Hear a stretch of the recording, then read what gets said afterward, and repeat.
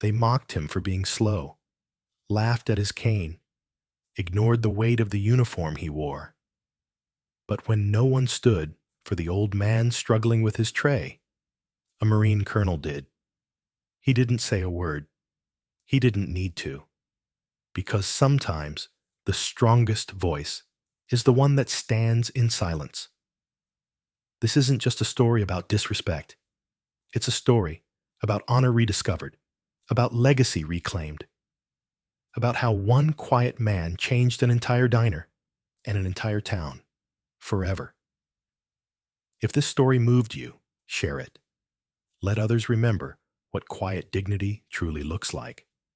Hit the like button, subscribe to Unsung Valor Stories, and turn on the bell icon so you never miss a tribute to the heroes among us. And if you believe that honor doesn't need to shout to be heard, comment respect or honor below, and let these stories echo louder than the silence they've endured. Raymond Ray Dawson arrived at Molly's diner precisely at 9:15 a.m., just as he had every Sunday for the last 12 years. His presence was quiet, unannounced, and easy to overlook, like a bookmark in a well-worn novel that only a few knew was priceless.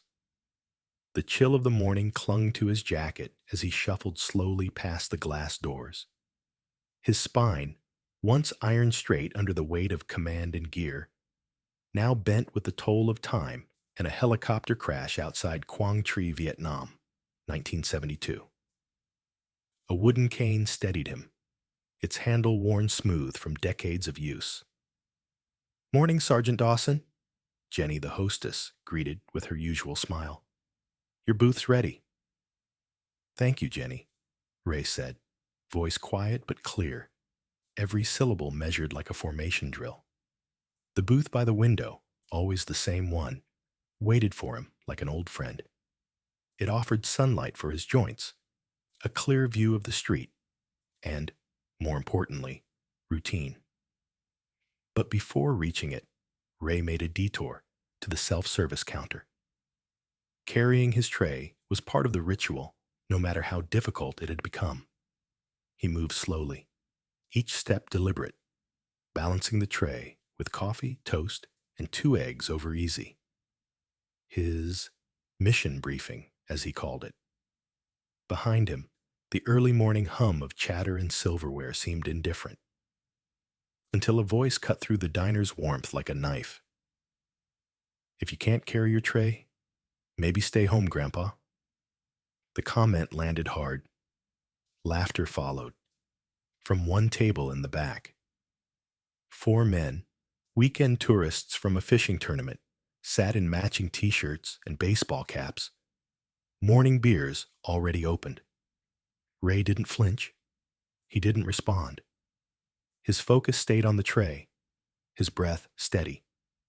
He continued his journey toward the booth, unaware, or perhaps fully aware, of the waitress by the kitchen door, who froze with her coffee pot mid-pour. When Ray finally reached his seat and set the tray down, his hand trembled just enough that the fork slid off the tray and clattered to the floor. He paused, looking down at it for a long moment, weighing what it would take to bend and pick it up. From the corner booth, another voice rang out. "Don't worry, cosplay Marine. It's not like you ever served." Marissa, the waitress who had known Ray for over a decade, stepped forward.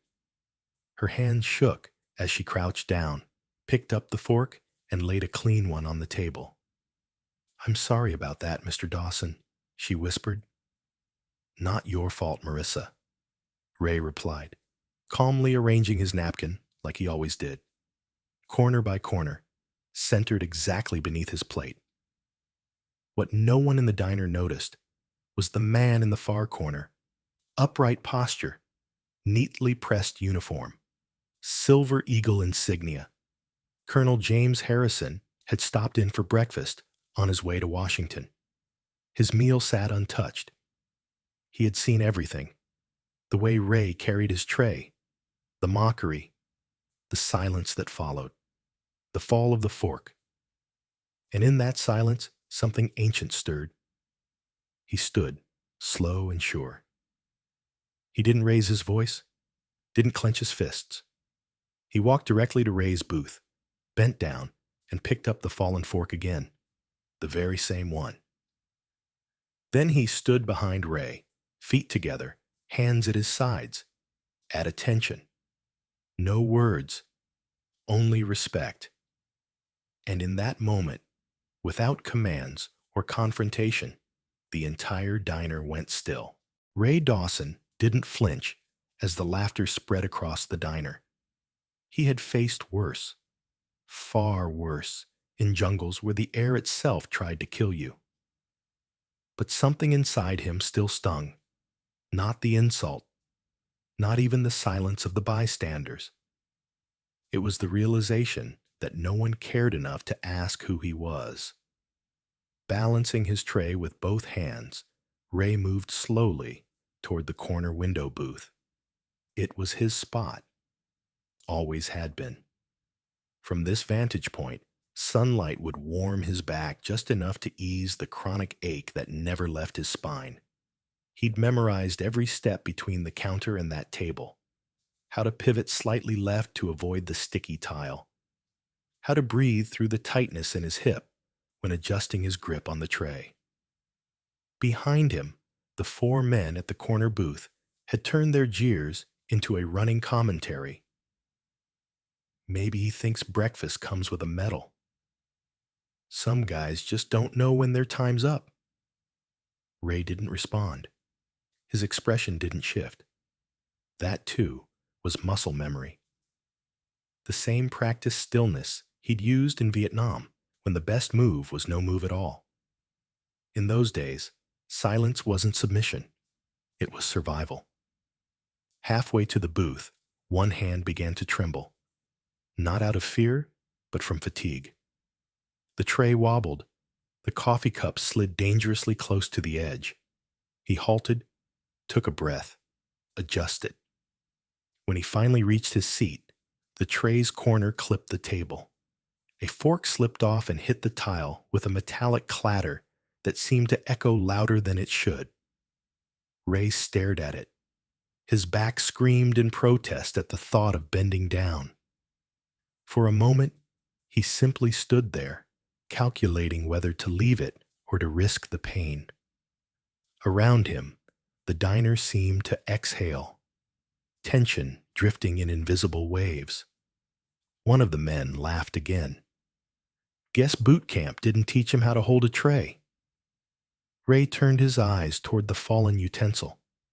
Slowly, deliberately, he began to lower himself, one hand braced against the edge of the table, the other gripping the cane he'd set against the wall. His knees creaked. His shoulder tensed. But there was dignity in the effort, not in the act of picking up a fork, but in the refusal to be reduced by it. Then, from behind the kitchen pass-through, Marissa appeared. She moved swiftly, quietly, replacing the fallen fork with a clean one and gently placing it on Ray's tray.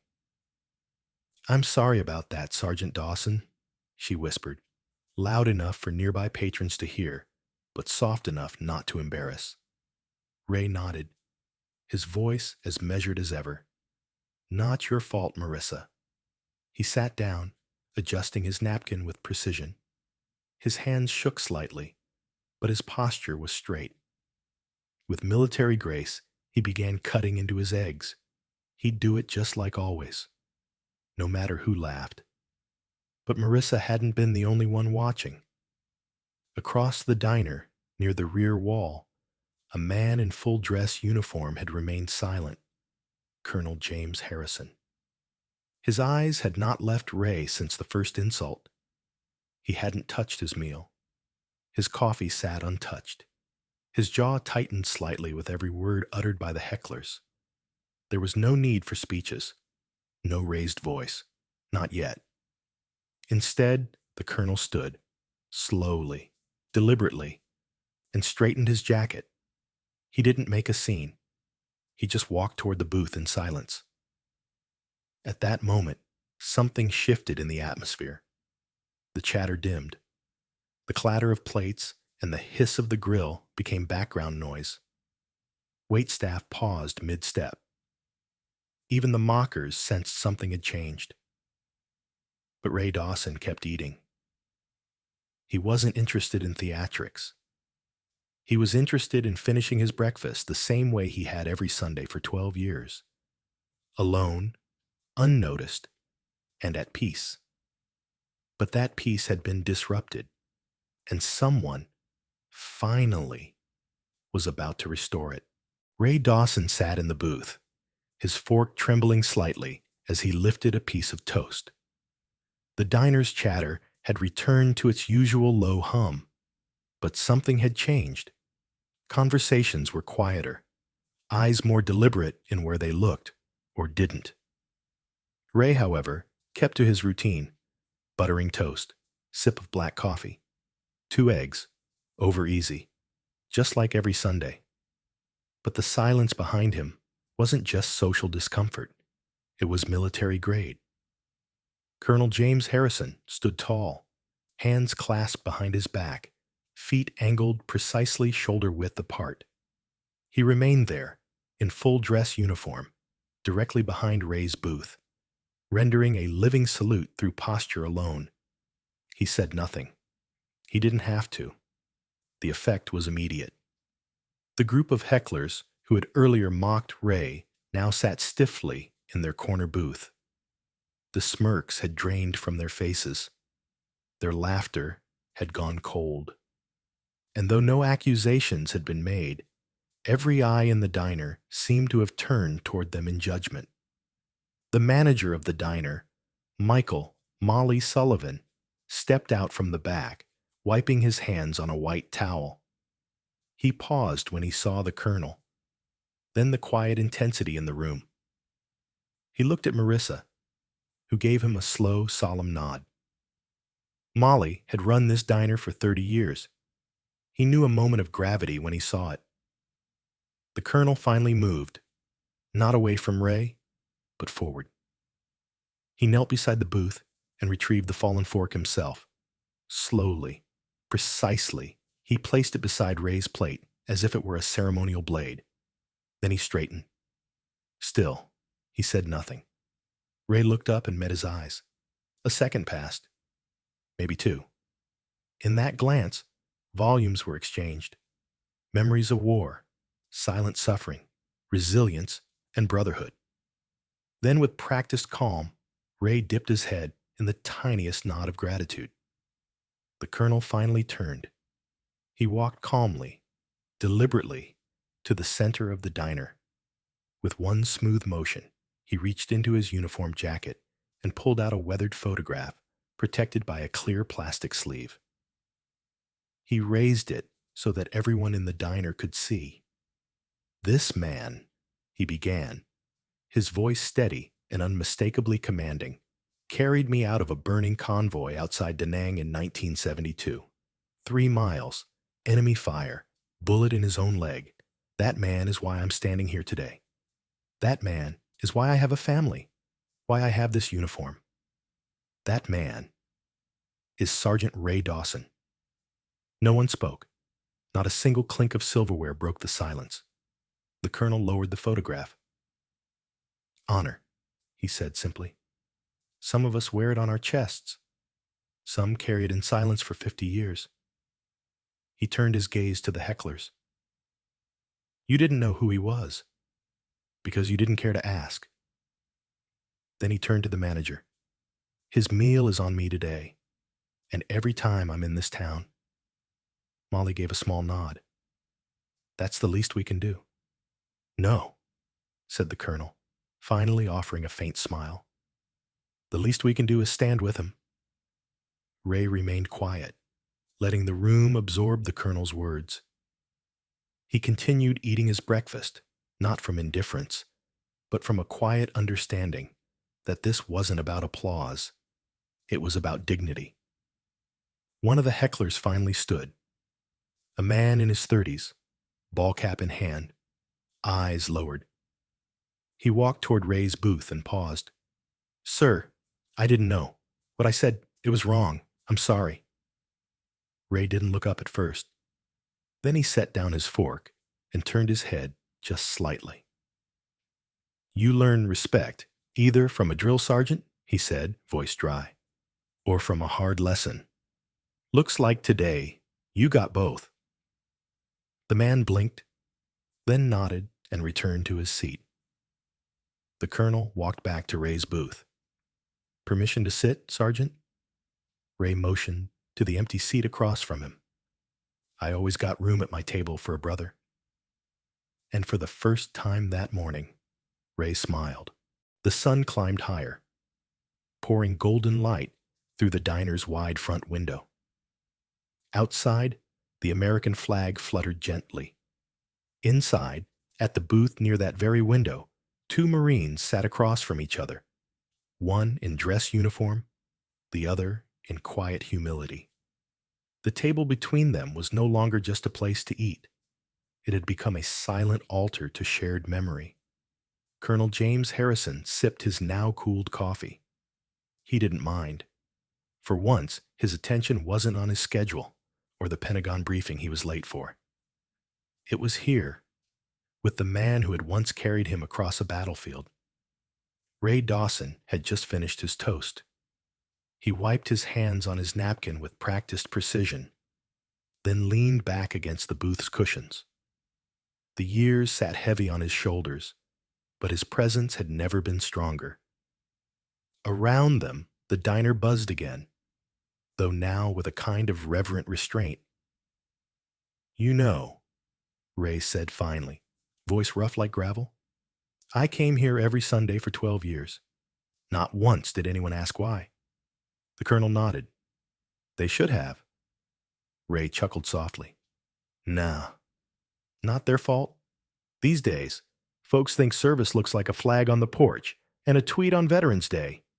Colonel Harrison tapped the table. It looks like this, right here. You, sitting in this booth. That's what service looks like. Just then, Molly, the diner's owner, approached with a new sense of purpose. He had removed his apron and now wore a navy blazer with a faded eagle pin on the lapel. In his hands, he held a small wooden plaque, the kind used to mark reserved tables. Sergeant Dawson, Molly began, clearing his throat. I've been running this place a long time. Seen a lot of folks come through. But what I saw today, what you've done, what you carry with you, it doesn't belong in silence anymore. Ray raised a brow. What are you getting at, Michael? I'd like to dedicate this booth to you, he said, placing the plaque gently on the windowsill above the table. The brass plate gleamed softly in the sunlight. It read, Reserved for Sergeant Ray Dawson. Still standing, Ray stared at it for a long moment. His lips parted slightly, then closed again. He exhaled through his nose and looked out the window. Beyond the glass, a pair of children walked by with small American flags. One of them noticed Ray, paused, and gave him a small salute. Ray returned it without a word. Marissa approached next, carrying 2 fresh cups of hot coffee. Her hands were steady now. Her apron bore a new pin, the Marine Corps insignia. On the house, she said, setting the mugs down.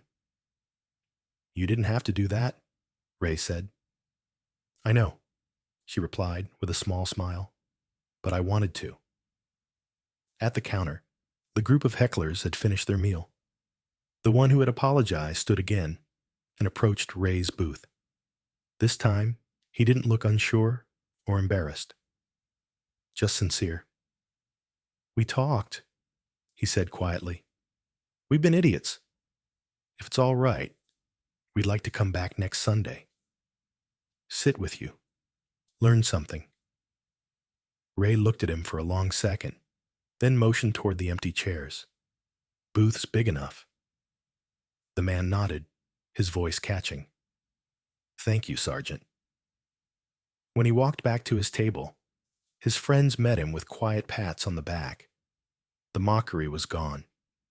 In its place, humility. The colonel smiled. "I think you've just recruited a new platoon, Sergeant." Ray smirked. "Let's just hope they can carry a tray better than they carry a conversation." The two men shared a low laugh, the kind only old soldiers know, the kind that speaks of pain endured and dignity earned. As the sun reached its peak, the diner grew warmer. But it wasn't just the sunlight. It was the atmosphere, charged not with electricity, but with a collective awareness that they had all witnessed something sacred. That day, Ray's booth became more than a seat. It became a symbol. The following Sunday, Molly's Diner opened with an unusual energy, the kind that lingers in the air after something meaningful has taken place, something people know they should never forget. At 9:14 a.m., sharp, the bell above the diner door jingled.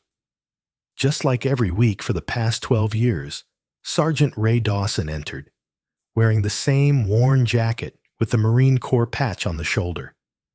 His wooden cane thumped against the tile floor. But this time, the moment he stepped inside, every conversation paused. A dozen heads turned. Some nodded. Some rose to their feet. And every single one of them recognized the man who'd once walked past them unseen. Ray gave a curt nod, the barest smile tugging at his lips. Marissa greeted him by name and held out a fresh coffee mug already poured. She wore her Marine Corps pin again, polished and proud. "Booth's ready," she said. Ray made his way to the window seat. His booth now, officially marked by the small brass plaque that glinted in the morning sun. Above it hung the framed photo the colonel had brought, showing young Sergeant Dawson carrying a wounded soldier through the Vietnamese jungle. And seated at the booth, already, were three new faces, the same men who had once mocked him. Now they looked different, not because they wore anything new, but because they carried themselves with something unfamiliar: humility. "Morning, Sergeant," said the man who had once called him cosplay. His cap was off. His eyes were steady. Ray slid into his seat. "Glad you showed up. Coffee's better when the company isn't lousy." They chuckled, not mockingly this time, but with a strange kind of relief. The bridge had been built, forged in awkward apology, but reinforced by a shared Sunday ritual. At the counter, Colonel Harrison had returned as well, this time in civilian clothes. He didn't need his uniform to command respect anymore. His presence had already done the work. Ray looked up and gestured subtly to the empty seat across from him. The colonel didn't hesitate. He sat, nodding once. That Sunday, Ray didn't eat alone. And from that Sunday on, he rarely ever did again. Weeks passed, then months. More veterans started showing up, some in uniform, some in flannel and boots. They'd heard the story. Not because Ray told it, but because someone else had. Because someone finally stood up. Because people finally looked. Molly had to move 2 tables together some Sundays just to fit the growing group. The plaque stayed right where it was. And above the plaque, Molly added a new inscription to the photo frame. "Some warriors don't ask for honor. They simply live it."